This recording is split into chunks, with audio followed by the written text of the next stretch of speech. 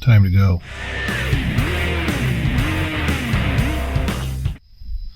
It's super early, but I needed to get a start so that I can get to Rochester, New York today. And this was the campsite. It was fun, but I only saw you in the dark. Let's go. I don't know how well this will work because it's low light, but just a couple thoughts. Don't really talk too loud at the campground because there was a lady sleeping in her car. Side note on that, pretty nice lady, middle-aged. When I came in at night, I saw her sitting in her car reading, and she was the only person there anywhere around. I had no idea like where the campground was, and it was getting dark, and it appeared that all the sites were like hike-in sites, so that was kind of funky, and I was not expecting that. But regardless, I asked her, I said, oh, do you know anything about this campground? You ever camped here? And she was a little nervous at first, but after I started talking for a minute, she was very friendly. Explained she was from Chicago, and she's basically just camping across the country, which is super cool. If I had the circumstances to do that, I think that would be a lot of fun. And no, she was like, oh no, nobody's here. The sites are, over there. You reserve it by going to the website, and just like the other national parks, they're not doing the put money in the box thing anymore. So I thanked her very much, and I said I'm going to try to find a site. And since the sites are all hike-in, but the GS is park dirt bike, I just wrote it into the site. First off, I didn't trust leaving it in the parking lot, and I'll talk about that in just a second. But anywho, found the site. There was 5 sites. I found site 1, and it was just the first site I came to. And as you can see in the pictures, they're pretty nice sites. Just your standard national park deal. Like it had the cement picnic table, the trash hook, and a nice raised pad to put your tent on. So it's not bad, and $15 a night, you can't beat it. So anyways, that being said, I went on recreation.gov to try to reserve the site, and it kept coming up with this error saying not available, not available, not available. Like the site itself said it wasn't available. The campsite said it was not available. And so I was like, is the campground closed for the season? I mean, what's going on? It should be open. I mean, people love camping around this time of year down here. And I couldn't get it to go. So I said, all right, I'll just set my tent up and everything. And then, because I had service, at the campground, which again in a national park is kind of rare. So I said, all right, I'll just play around with this when I lay down, because I am like bushed and it's getting darker by the second. So I made camp, got in bed, pulled the phone out again, and this time I did a Google search and I was able to find the site, the campsite, and it came up as reservable. So I went to make the reservation, and I was on site 1, and guess what? Site 1 was already booked for the night. So it was like 10 o'clock by this time, and I'm thinking, what do I do? Do I book the site for like site 2 and move all my stuff? No, I don't want to do that. I'm already in bed, and I am exhausted. So do I roll the dice and just stay on the site? So that's what I did. I just said, okay, you know what? I'm going to just roll the dice. Coincidentally, I believe the lady that was sleeping in her car made the site reservation, because she told me how to do the reservation, and then she said, I'm just going to sleep in my car. So anyways, that's how I got the site, and nobody bothered me during the night. I got up at 3:30 to break camp in the dark, and just it's still pretty nasty down here as far as what I'm used to. Right now the temperature is 69 degrees, and moving you're okay, but like my shield on my helmet is fogged up because it's so humid. Kind of hot in these rhinos. It's just like you could cut it with a knife, it's so humid. So sleeping in a tent with a rain fly on, man, it is like brutal. You're just sweating to death. So I have this battery powered fan, which I'm gonna throw into the ocean when I get home because the battery is not really charging. So I have to have the DeWalt battery pack plugged into it like it's charging, but it's basically running off the battery. So I had it on full charge, went to bed, woke up 45 minutes later in a pool of my own sweat because the fan had died. So I plugged it in, let it run on the battery, went back to bed, woke up like another hour later to sweat because the battery pack was dead. And apparently I thought I had chargers at the hotel when I stayed last night, but it must have not charged. I don't know. So that battery was dead. The battery for my main flashlight, which I really don't want to deplete, I decided to just use that to run the fan because I mean it's like life and death. It's pretty much life and death. And I figured, okay, that'll be all right. And I got like a half a bar on the other battery, so if I have to use a flashlight for a minute, it should work. Oh, super annoying. And I was laying on my cot last night and just like saying to myself, okay, it's only going to be a couple hours. I don't have to sweat this too much because literally because it's just going to be a couple hours and I'll be on my way. So I did. I fell back asleep. Now I woke up in the middle of the night and I was going to take a recording, but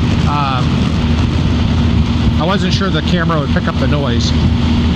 But in the middle of the night I woke up to something that sounded like a duck quacking, quack, quack, quack, coming from the woods. So if you're watching this video and you have any idea what that is, it wasn't a squirrel bark. It sounded more like a duck. What type of animal lives near Columbia, South Carolina that sounds like a duck that's nocturnal? Makes a noise like that. Is it like a possum? I don't know if they even make noises. I don't know. I'm curious. I don't know what it was. I'd like to hear from you if you do. The other thing I was going to say too about this area, that was a pretty small national park, right? Pretty small. And Columbia, South Carolina is actually where I went to firefighter school at the State Fire Academy for South Carolina. And it is a rough neighborhood. It is a rough neighborhood. No joke. Like, no joke. In fact, I felt less safe here approaching the national park in Columbia, driving through it, than I did down in Tampa. Get off my lawn. I mean, crazy. Yeah, I mean, we're talking like 30, 40 pot smoking, like mid-20 kids standing outside like every gas station, just hanging out and watching you drive by. I'm just like, whoa, this is not a good place to stop. So when I got to the national park, I mean, you're driving through these like little towns, and it's pretty, like I said, it's a pretty rough neighborhood from the appearances. Everything's got bars on it. There's bail bondsmen, like pawn shops everywhere. It's like, okay. So I got to the national park, which you do drive down a road. It's a couple miles long, so you're kind of separated, but still, I was like, wow, this is nuts. And then when I got out this morning, you know, rolling through the after you get out of the park again, you're back into the thick of it. So it's kind of an interesting area, but I don't know if you've ever been to Columbia, but it's, yeah, Lie the wood. Thank you. Alright, so here's the deal for today. I'm rambling now. Here's the deal for the day. I've got, according to my GPS when I started, I had 816 miles to go, which is a lot. Just over 11 and a half hours. So I'm going to hopefully get to Rochester, New York by 5 o'clock. That's my goal. I'm really going to push hard to get there. Now, I am doing the math in my head, but I really wanted to do the Iron Butt Challenge, even though my firefighter friends have been making fun of me for saying that. If you ride motorcycle, you know what that is. It's when you go 1,000 miles in 24 hours. So I was just trying to think, am I going to be able to do that? I think I will have accomplished that if I stick this out, because I was riding last night from 5 to 9:30, and I'm riding right now, and I should be just about done at 5 p.m. tonight. So it's possible that I might hit it. I'm going to tally up my mileage when I get to the hotel tonight. And the hotel I am staying at tonight is due to an emergency work call that just happened to come in while I am on the road here. Just like on the way down, I wasn't planning on staying at a hotel for the first night, but I had a job. And this job in Rochester's about, I don't know, 8 to 10 hours-ish away from my house in Maine. So for me not to stop there on this detour on the way home, just take a detour, it would be kind of foolish, because I think I was a couple hours out of the way, maybe 2 hours out of the way. And if I were to do this trip, like get home, unpack, and then turn and burn back there, it's like a 14-hour, 15, 16-hour round trip. So that's all. I'm good with that. So I'm gonna do this tonight, and then tomorrow morning I'll get up again real early, hit the road, and try to get back home to Duke and my family. Alright, that's all for now. I'm going to turn this camera off, wait till the sun comes up, and then we'll see you soon.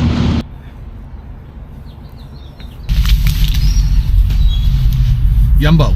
Gonna get on the road again. I decided to put my jacket liner on because it is super wet and kind of cold on the road. And I went to put it on, and I thought there was a bug inside of it. No, there's no bug. I'm telling you, these things are going to be the death of me. So I got to find a place to put it. I'm going to put it on the NFPA 704 Diamond. So there you go. Now you have a googly eye in North Carolina. I'm telling you, if I find any more of these things, I think I'm going to lose my mind. How many of them did they put on my bike? My wife's going to have a baby. The baby's going to come out with a googly eye on it. What the? Yes, Bob, I'm going to get some coffee. Old Grandma's waiting in the car for you. Yes, sir. The windows are nicotine stained. I stopped a little longer than I wanted to, but I wanted a coffee. So whatever. Full tank of gas. The old bike's running good. Looks like it wants to rain. It was clear last night when I went to bed, but when I woke up my tent was pretty wet, so gonna have to unpack that later. Let it dry out. It packs easy though. I timed myself. I've been getting a little better because I've set the tent up quite a few times now. But I can have the whole thing set up, ready to go, ready to sleep with the mat and everything in about 10 minutes. Packing it up is a little bit slower, but look at those flowers. That's cool, huh? Pretty. Pretty. Let's get it on.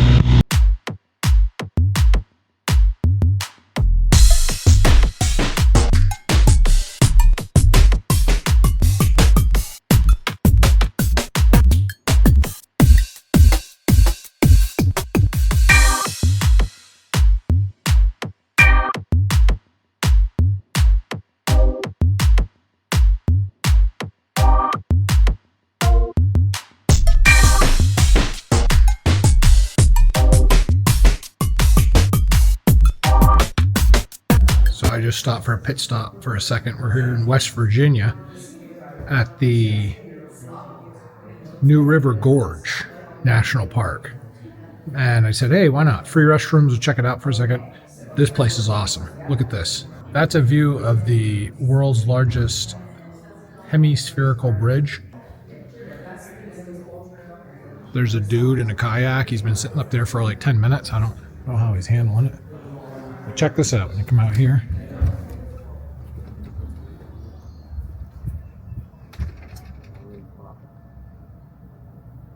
I absolutely love the national parks. It's just very, very well put together. Most of the time the people are super friendly too. All right, so I lied. I wanted to come check out the bridge. It's only a little bit of a hike. Let's check this out. It's wicked awesome. I said, let me tell Ronnie that one.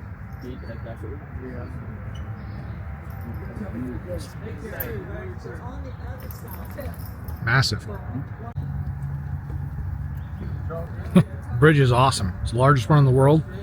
Pretty cool boardwalk thing that goes down there. I guess you can drive your car all the way down to the bottom. I don't know even where you would get that from, but we'll check it out. These people think I'm talking to myself. All right, we're gonna hit the road again. Still got like 7 hours to go. There's a bunch of real fast cars. It looks like they're doing some sort of race. There's another one over there. They have numbers on them. Hello, little buddy, old pal. Hello, how are you? Oh, you're a sweet girl, aren't you? Yes, you are. Oh, yeah. Gonna go for a walk? Yeah, we'll take her. She likes to stop here. Oh, I bet. It's beautiful. Yeah. Have a good day. It's not really a sports car. It's a Corvette, but I should ask her what she's doing. Hey, what are you guys doing? We have a little rally that's called a drives event, and the club books hotels for 4 days. And Oh. breakfast and supper. My God, are you still talking?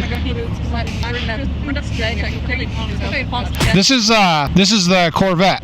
Right, Corvettes, yeah. So when do the sports cars show up? You loser. The heck out of here.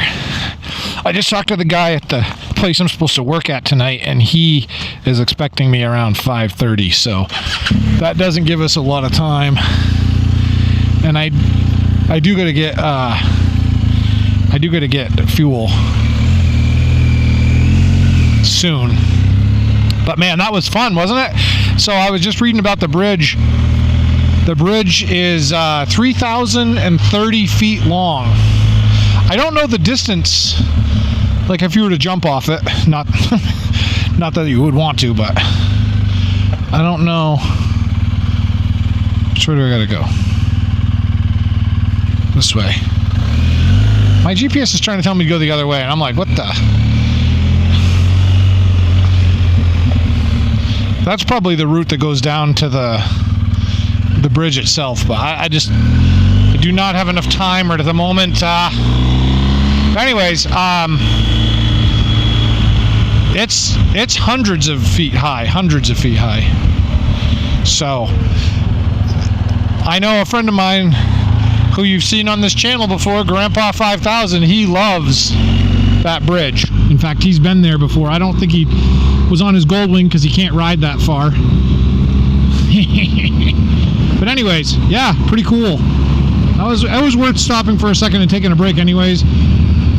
But since I cheated on my brake, when I stopped to get fuel, I'm like literally not going to be able to get off my bike. I'm going to have to just rip it. So I can get to the place on time. Let's see, it's still saying I got 6 hours and 50 minutes of driving. Long day today, although we've made really good progress. We started out with what did we have, 800 something miles, 850, and we're at 489 left, so we're slowly chipping away at it, slowly chipping away.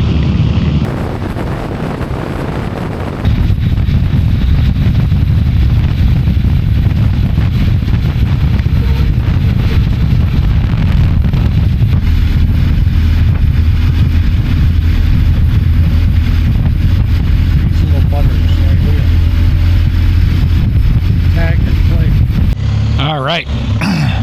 Just popped off the highway real quick to get some fuel.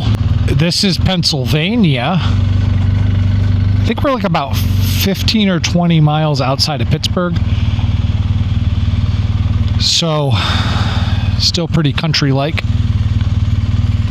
I was trying to think what's my favorite state that I went through. I really like Virginia, West Virginia. I don't know why. I just like them. That's a heck of a pothole too. Yeah, I like those states. They have they're just real pretty. They have got a lot of really nice people in it. But I've got my ties to Maine. I like Maine the best. I have been laying down some miles today. Later on, when I get to the hotel and I get everything all put away, I will have to tabulate what I've actually done today, but it has been pretty good. Whoopsie. I'm missing my entrance. Don't die. This morning when I was getting on the highway, I overcooked the corner a little bit coming in. That gave me the goosebumps for a second. Don't want to crash on a trip. I don't want to crash at all, but especially on a trip, you don't want to crash, right? So, anyways, 3 hours and 15 minutes left, 240 miles left. I want to say we've done almost 900. Well, when this is done, we'll have done 800-ish miles today. 840, I think, was what we said originally. So this has been a get her done type of day for mileage. And I unfortunately have to work tonight, so hence the reason why I'm going to Rochester. There's two routes to take. Last year, if you like to watch my videos on the channel, you may have seen my Bourbon Trail festivities, and I really had a great time on that trip. That was just awesome. My plan on the way home was to go through Toronto, Canada, and come back into Maine. That's what I was going to do. But I ran into a problem because I had picked up whiskey and bourbon. I ended up not having the ability to do that because you can only cross with like 1 or 2 bottles. I can't remember, but I was over because I had gotten like a bottle from every place I toured. So I ended up just coming back through Concord, New Hampshire, Keene, New Hampshire, Vermont. That's a really nice ride. This time, I could have followed Lake Erie up along the border and gone in because I have to go to this job now. But it would have been super fun if I would have planned it out and I didn't have the extra job at the end of the trip to go through Canada again. That would have been awesome. Why do I want to go through Canada, you ask? Just because it's different. It's different, it's fun, it's neat. The Toronto area is really cool. If you ever get a chance to go up there, there is, like, I like to eat, especially when I'm on vacation. It's like my fun thing to do. And there are some really good cultural experiences up there with food, like real good Korean food. For instance, there's a massive Koreatown, and I've never had soup dumplings and Korean barbecue like that before. It's just so good. So I still think about that, like, man, one day I want to get back up there. That would have been epic. When I was in Albany, I enjoyed the City Beer Hall. That place was pretty fun, and they had good pizza there. So we'll see what happens in Rochester tonight. I don't think I'm going to actually even have any time to do anything because I got to work. So I was thinking about a few other things in this video too to talk about. This GS, this has been the longest trip I've ever been on the GS with. I've had the 1250 down to the Bourbon Trail, Kentucky area, to Atlanta, Georgia, and then back. I did that once, and that was fun.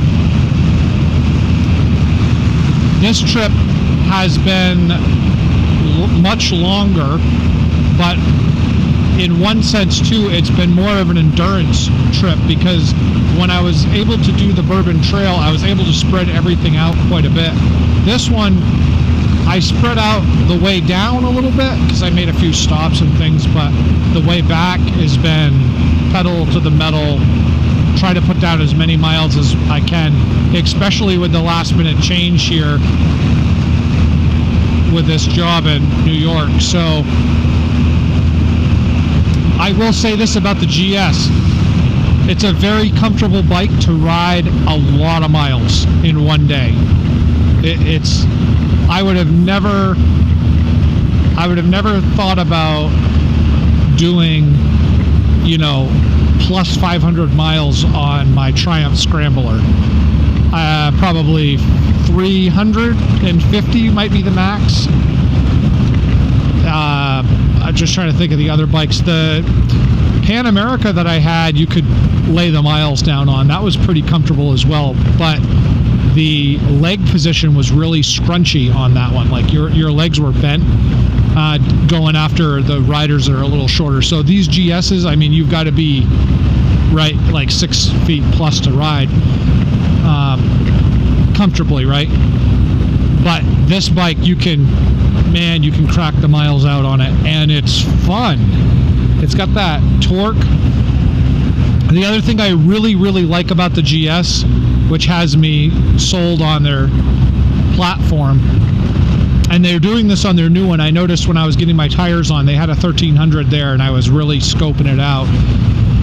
The telelever suspension, so they've got basically 3 shocks in the front of these. You've got your 2 fork shocks, if you will, and then there's a single one down below, and they're all tied into this control arm with a spring on it, the actual big spring. And that shock down there is electronically dampened and adjusted. That's part of the ESA system.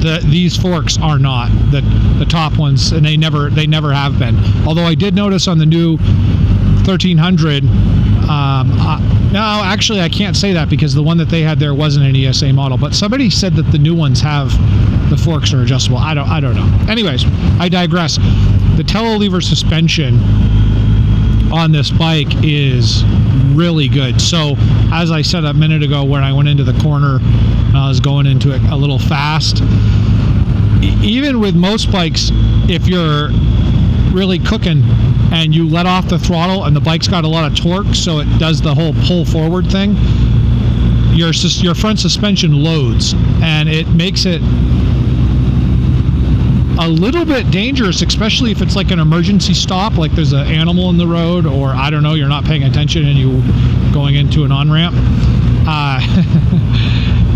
It loads the suspension, and it can cause your suspension to really stiffen, bottom out, or even get to the point where you get into a skid and you'll crash. And that's kind of like how that happens. So this suspension on this bike is fantastic because of the way that it's designed. The front doesn't do the dive.